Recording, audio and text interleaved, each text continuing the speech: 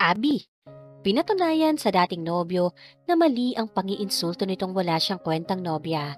Doon naganap ang isang gabi sa piling ng estranghero na mukha atang ginulo ang puso't isipan niya.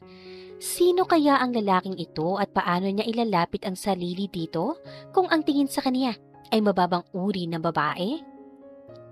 Masayang masaya si Abigail dahil magkikita sila ni Gino, ang kanyang boyfriend, sa isang resort at ngayon ay papasok na siya sa lugar ng kanilang meet-up. I have something important to tell you. Naalala niyang sabi ni Gino na magkausap sila sa telepono. Nagtataka siya kung bakit biglang nagyaya ito ng dinner nila sa isang lugar na hindi pa nila napupuntahan. Very romantic daw ang ambience ng lugar. May resort ang kanilang pamilya ngunit pinili nito na sa ibang resort sabihin ang importante raw na sasabihin nito. Nagtataka man ay pinili na lang niyang puntahan ito. Sa isang treehouse cottage siya hinihatid ng staff ng resort. Anong nakain ni Gino at biglang naging romantic? Nangigiting tanong niya sa sarili. Kinikilig sa hindi malamang dahilan. Ah, alam ko na. Mag-a-apologize siguro siya dahil na-realize niyang mali siya. Nagkaroon sila ng tampuhan 4 na araw na ang nakararaan at hindi na bago ang naging dahilan. Iyon ay dahil hindi siya pumayag sa gusto nitong may mamagitang sexual sa kanila. Kahit ayaw niyang magtampo ito at ayaw na sana niyang pinagtatalunan nila ang issue na yon, ay kailangang panindigan niya ang kanyang prinsipyo. Bawal mo na ibigay ang sarili. Period. Mabuti naman kung na-realize niyang tama ang prinsipyo ko sa loob-loob niya habang palapit siya sa cottage. That only means mahal niya ako kaya naiintindihan niya ako. And she couldn't help but smile. Ayaw rin naman niyang masira ang magandang relasyon nila. She loved Gino so much. Mahigit 1 taon na silang magkasintahan at kung hindi lang sa issue na ng premarital sex na nagiging dahilan ng mga pagtatalo at pag-aaway nila, ay masasabi niyang almost perfect na ang kanilang relasyon. Inabutan na niya si Gino sa loob ng treehouse cottage. Tumayo ito at sinalubong siya. Hi sweetie, am I late? Masayang bati niya rito. Iniumang niya ang kanyang pisngi rito. He gave her a kiss. Saka iniabot sa kanya ang bouquet of roses na dala nito. You're just on time. Sagot nito. Napansin niyang kakaiba ang kaseryosohan ng ekspresyon ng mukha nito na mga sandaling iyon. Gusto mo bang umorder na tayo o mas gusto mong sabihin ko muna ang gusto kong sabihin? Seryoso pa rin tanong nito. Naalarma na siya. Natakpan ng pagtataka ang excitement na nararamdaman niya kani-kanina lang. Masyado ka namang seryoso. Kinakabahan ako, totoo ba yan? Sinikap niyang pasayahin ang mood nito. Mabuti pa, umorder na muna tayo. Sabi niya, habang pinapasadahan niya ng basa ang menu, ay manakanakan tinitingnan niya ito. Nakakapanibago ang kapormalan nito. Hindi naman ito dating ganoon. Pasta with mushroom, mashed potato and mango juice. Sabi niya sa waiter, napansin niyang kaunti lang ang in-order ni Gino. Aren't you feeling well, sweetie? Yeah, hindi ko lang alam kung paano sisimulan ang gusto kong sabihin sa'yo. Sagot nito. Napaunat siya sa kinauupuan. Sumeryoso na rin siya. Tungkol saan ba yun? Kinakabahan tuloy ako.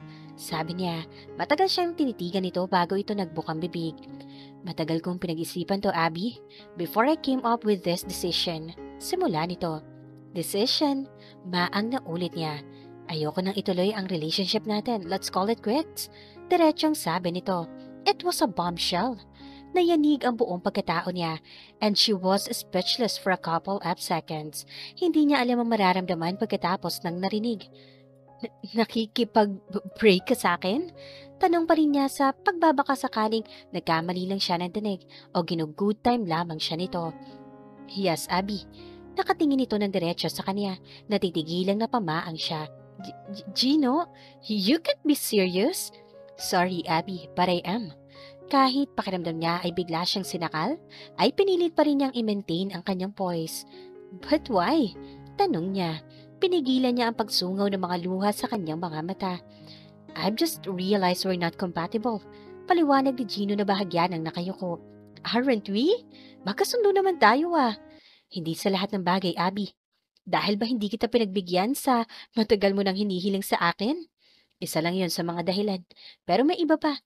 Ayoko pala ng babaeng kasing conservative mo at maraming inhibitions pagdating sa kama. I mean, mas gusto ko ang babaeng liberated pagdating sa bagay na yun.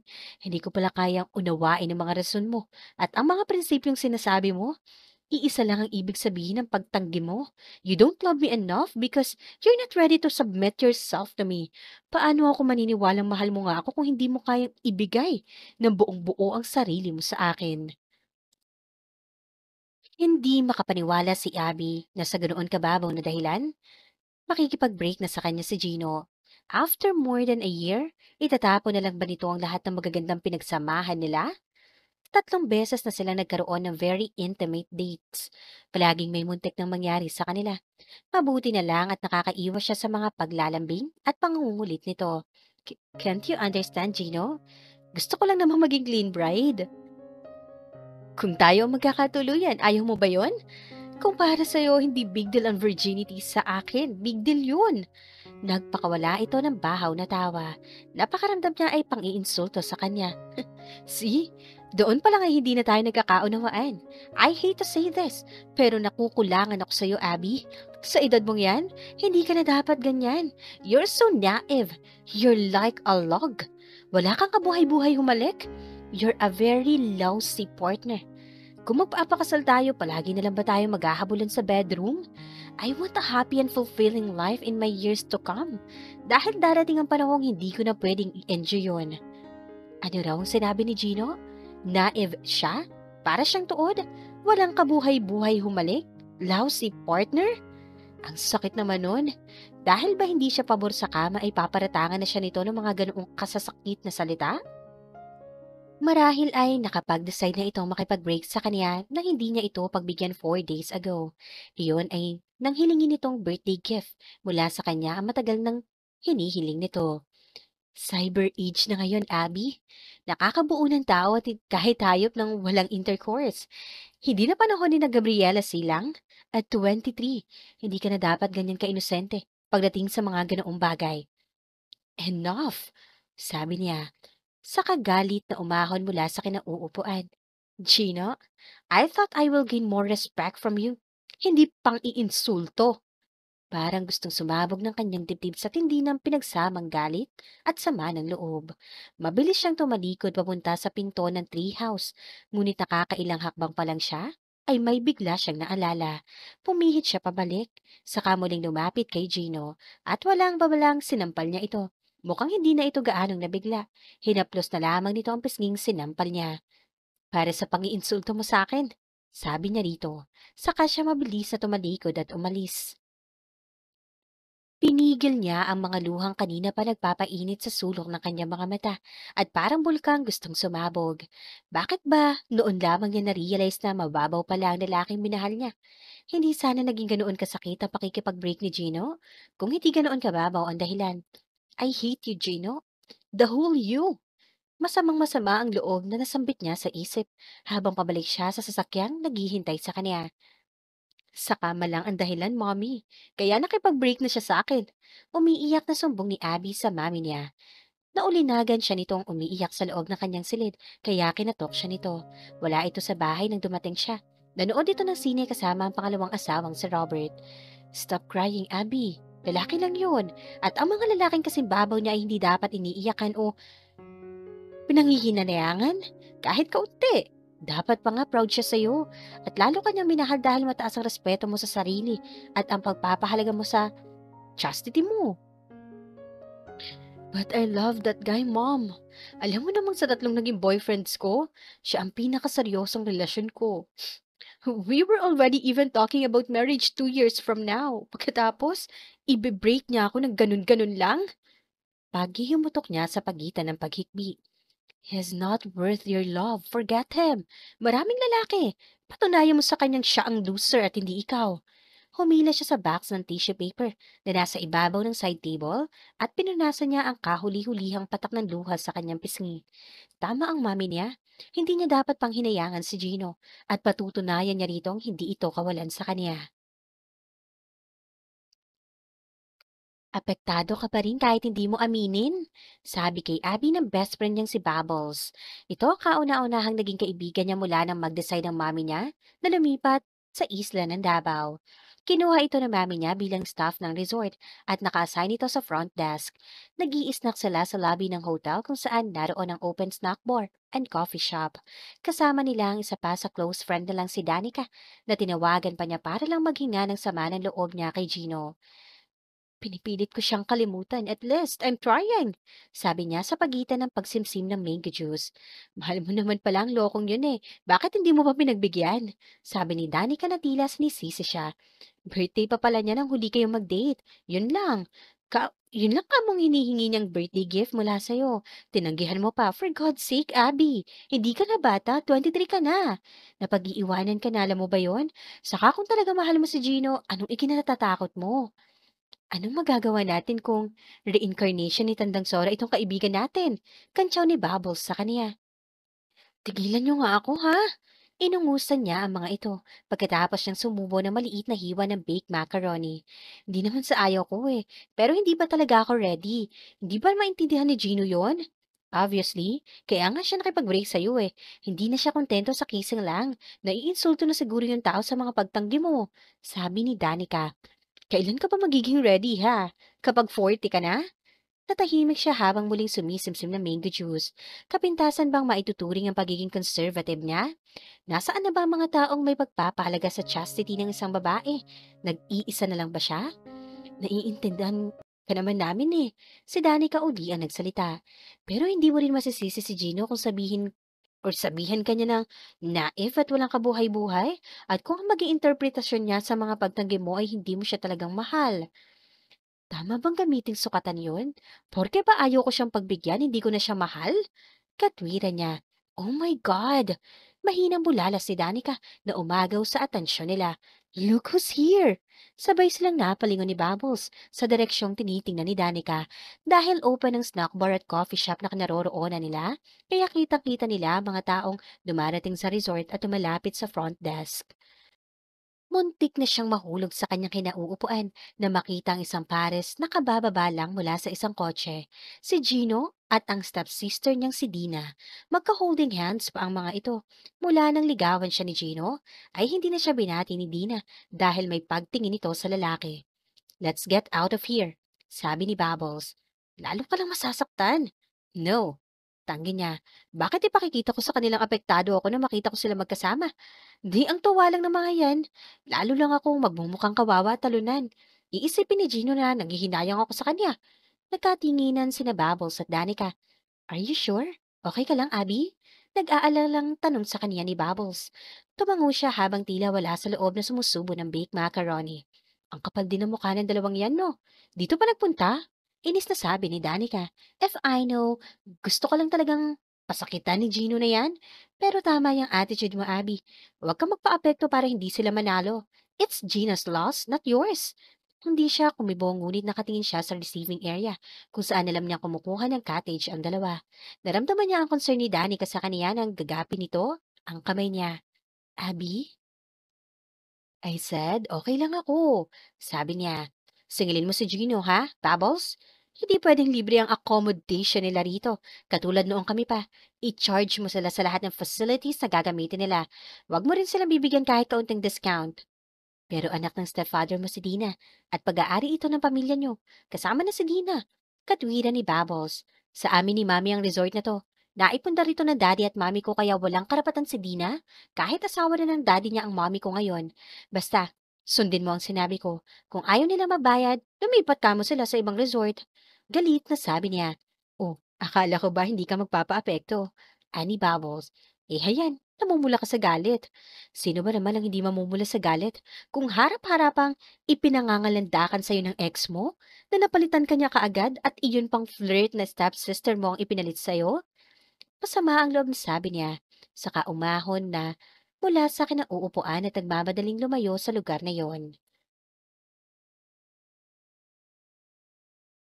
Pakiramdam ni Abby ay 2 beses siyang sinaksak ni Gino dahil sa dobleng sakit na ibinigay nito sa kanya. Umuwi siya sa bahay at nag-iiyak na naman pagkatapos siyang makita ito nakasama si Dina. 3 araw pa lang ang nakalilipas mula na mag-break sila.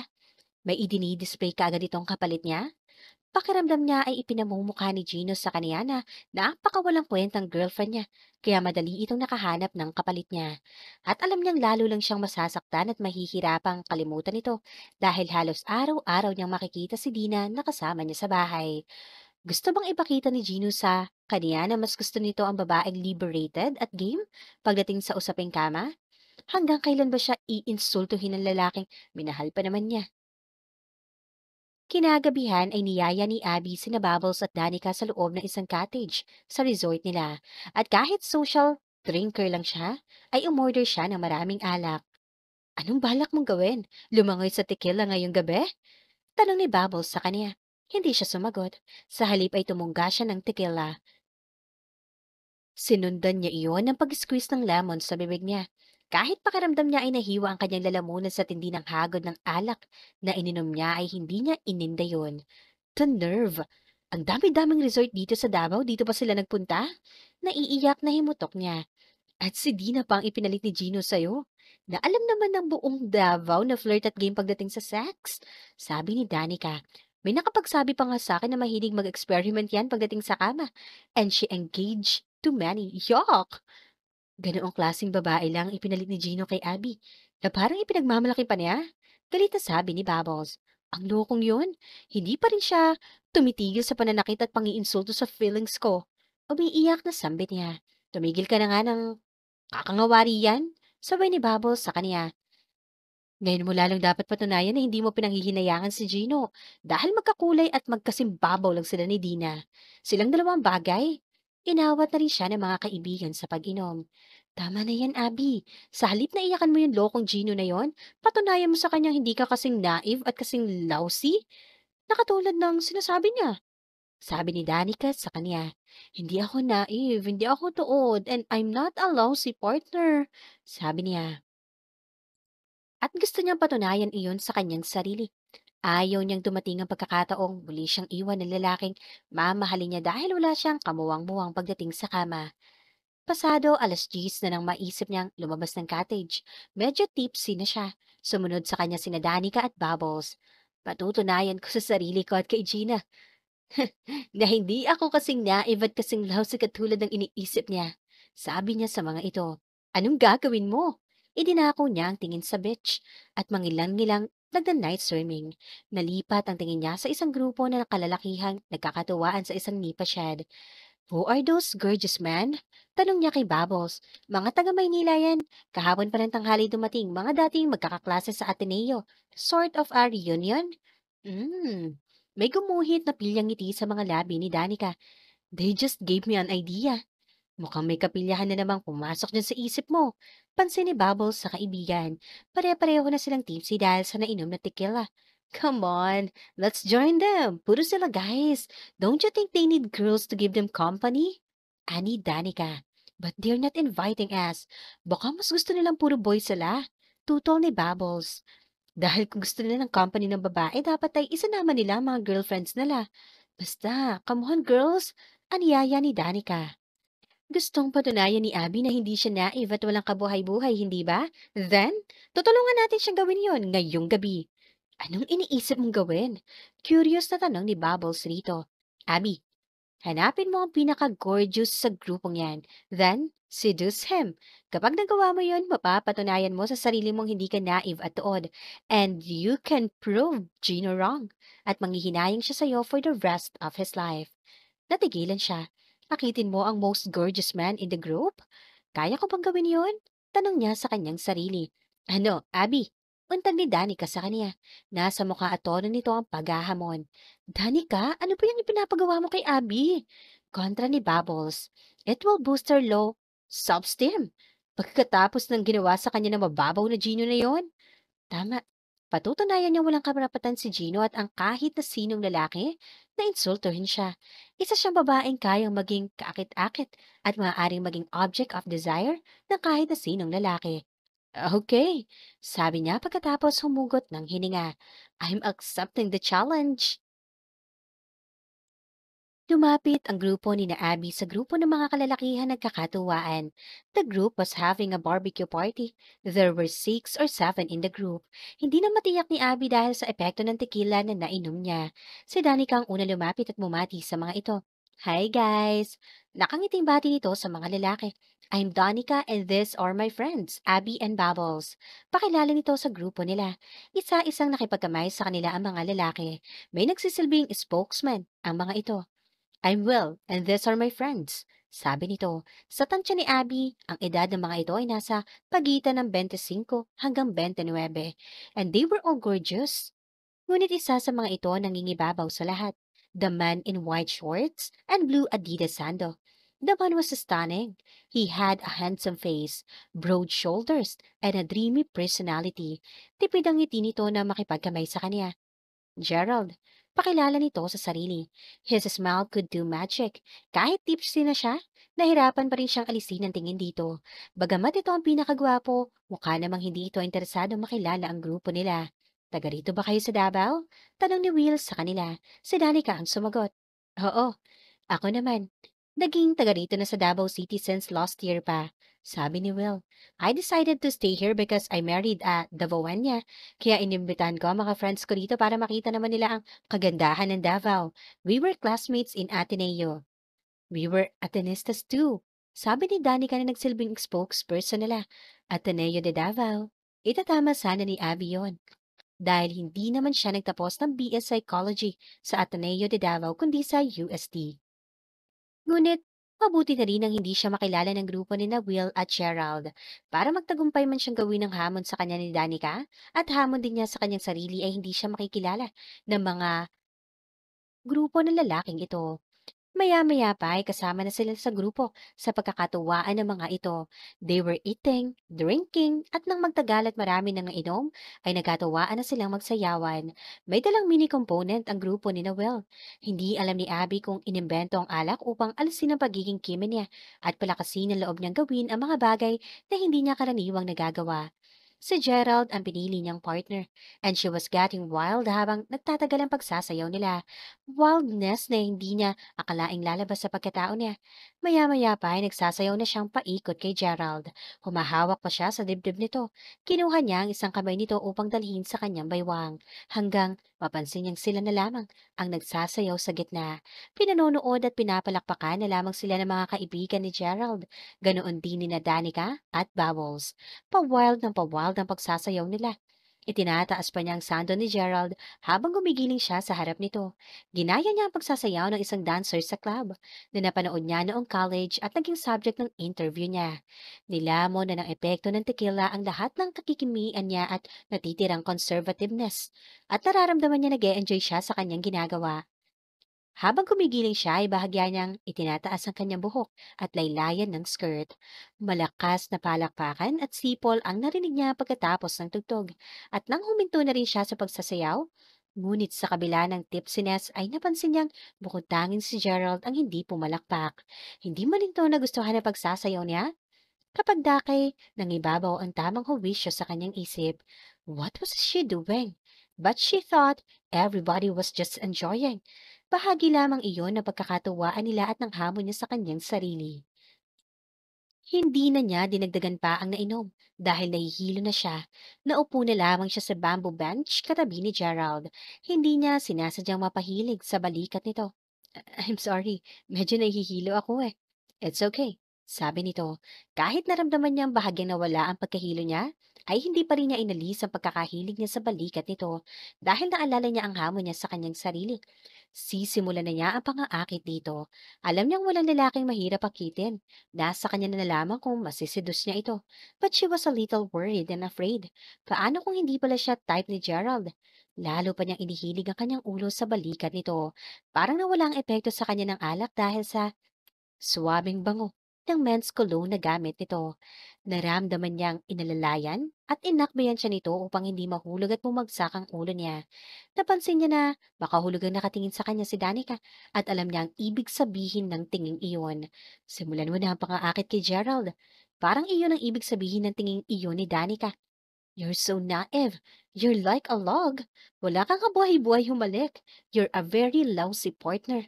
Parang paulit-ulit niyang naririnig ang sinabing iyon ni Gino. Patunayan mong mali si Gino, Abby. Sulsol ng isang bahagi ng isip niya. Parang gusto ko nang bumalik sa cottage ko, nahihilo na ako. Sabi niya kay Gerald sa malambing na tono. Lihim niyang nahiling na sana ay naging kaakit-akit ang tono niya nang sabihin iyon. Gusto mong ihatid na kita? Tanong nito sa kanya. Tumango siya. Inalalayan siya nitong tumayo. Oh, what's wrong pare? Tanong ni Will kay Gerald. She's dizzy. Hahatid ko na muna siya sa cottage para makapagpahinga. Tugon ni Gerald. Habang papunta sila sa cottage, ay lalo pang inartehan ni Abby ang pagiging mabuhay. Nang tayo niya, bagamat totoong medyo nahihilo siya, humigpit tuloy ang pag-alalay ni Gerald sa kanya. Halos dala na nito ang buong bigat niya. Saan ang cottage niyo? Tanong nito sa kanya. Cottage namin? Saan nga ba yon? Doon yata. Sagot niya, habang itinuturo ang isang cottage sa gawing kanan ng hotel. I know. Doon yata sa kabila. Iginiya siya nito patungo sa isang cottage. Doon siya ipinasok nito. Itinuloy siya nito sa loob ng bedroom. Dahan-dahan siyang inihiga nito roon. Nang mapansin niyang naguhubad ito ng sando, ay napabangon siya. Kahit tipsy siya ay logical pa rin siyang mag-isip. Bakit ito naguhubad? Ano ang iniisip nitong gagawin? Ngunit hindi niya naituloy ang pagbangon dahil pakiramdam niya ay umiikot ang paligid niya. Huwag mo nang pilitin bumangon. Sabi ni Gerald sa kanya, ang sando lang naman ito ang hinubad. Nasapo niya ang kanyang noo. Kinailangan niya pumikit upang mawala ang kanyang pagkahilo. Iniangat nito ang intercom at nag-order ng black coffee at hot towel. Agad namang dumating yon. Ipinainom nito sa kanya ang black coffee, saka siya pinunasan nito ng hot towel sa mukha. Makakabawas na iyon sa kalasingan niya. Effective naman dahil nabawasan ang pagkahilo niya. Habang patuloy si Gerald sa pagpupunas ng kanyang mukha, gamit ang hot towel, ay nakatitig ito sa mukha niya. Nagkaroon din siya ng pagkakataong pagmasdan ng mukha nito. Maganda pala ang mga mata nito, at tamang-tama lamang ang tangos ng ilong nito. Nang malipat ang tingin niya sa mga labi nito, ay nahirapan na siyang bawiin ang mga iyon. I can just imagine kung gaano siya kasarap humalik. Parang may kung anong tinig na bumulong sa kanya, nahagkan ang mga labi nito. Wala kang kabuhay-buhay humalik. Parang naririnig niya ang tinig na iyon na nang iinsulto sa kanya. Para kang tuod. Habi? Inabot ng kamay niya ang mukha ni Gerald. Sa kanya ikinawit ang isa pang kamay sa batok nito at kinabig ang mukha nito upang maabot niya ang halik ng mga labi nito. Pakiwari niya ay mamamatay siya ng mga sandaling iyon kapag hindi niya nagawa yon. To her surprise, nang maabot niya ang mga labi ni Gerald ay ito na mismo ang humalik sa kanya. Pakiramdam niya ay nashock ang kanyang mga labi bilang reaksyon sa halik nito. It was very intrusive, demanding. Para bang matagal na nitong gustong gawin yon. Saka siya dahan-dahang inihiga nito habang angkin pa rin nito ang kanyang mga labi. Parang mapupugto ang kanyang hininga. Hindi niya inaasahang ganoon katindi ang kanyang kayang ibigay na halik para lamang dito. Nakakalasing, nakaka-addict, parang ayaw na niyang maghiwalay ang kanilang mga labi. Kapwa habol nila ang hininga nang matapos ang halik na iyon. Matagal na tinitigan nila ang isa't isa. Mainit ang palad nitong sumupos sa kanyang likod upang bahagyang iangat ang kanyang katawan hanggang sa maglapat ng mabuti ang kanilang mga katawan. Damang-dama niya ang init na sumisingaw mula sa katawan nito. Naging apoy iyon na tumutubok sa kanya upang tugunin niya ang bawat halik at haplos nito na may ganoon ding intensidad hanggang tila lalo siyang nauuhaw sa maaari pang ihantong nito sa kanya. What was happening to her? Bakit hindi siya makatutol sa ginagawa ng isang lalaking estranghero? At ni walang karapatan sa kanyang katawan. Nag-alinlangan siya. Ngunit hindi sapat yon upang mapigil niya ito sa ginagawa nito. Hindi niya kayang tagihan ng lakas ng kapangyarihang pagkalalaki nito. Gerald, he pleaded, not knowing what she asked for, yet knowing he could somehow guess and certainly could satisfy. Gusto niya mahiya rito ngunit nabigyan ng pagkakataon niyon. Tuluyan na siyang tinutupok ng pangangailangan nito. Saglit siyang pinagmasdan nito. Their eyes lock.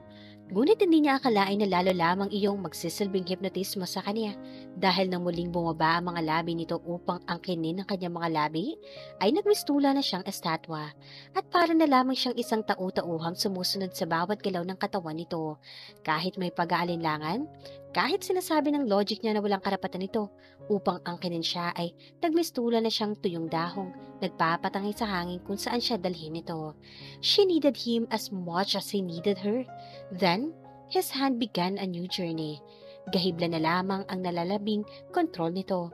Dama niya iyon sa kabila ng samot-saring kanyang nararamdaman, as if he wanted this to be special, memorable, and enjoyable. Napayakap siya kay Gerald, para siyang batang bagong silang na naghahanap ng init at kalinga, hanggang unti-unti siyang lamunin ng antok. Panatag na nakatulog siya sa matigas na dibdib ng estrangherong kapiling niya. Ano kaya ang pagkatao ng unang lalaking nakaangkin kay Abby?